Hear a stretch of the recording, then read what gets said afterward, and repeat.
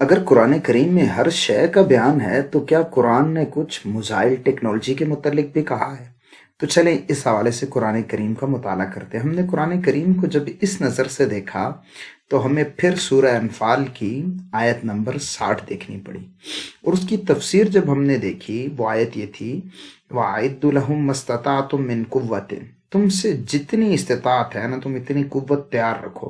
اور قوت کی تفسیر ہم نے جب دیکھی تو صحیح مسلم میں رسول اکرم صلی اللہ علیہ وسلم نے 3 بار فرمایا الا ان القوت الرمیو، پھر فرمایا الا ان القوت الرمیو، یعنی خبردار، یاد رکھو، بے شک قوت جو ہے وہ پھینکنے کی صلاحیت میں ہے۔ یہاں پھینکنے کی صلاحیت کہا گیا، یہ ہر دور کے لیے الگ تھی۔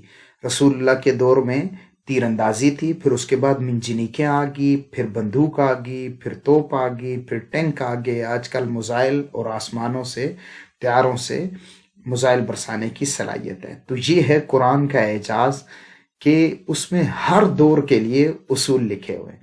مزید ہماری ایسی ویڈیوز دیکھنے کے لیے daily Quran explanation by Ehsan Ullah Kayani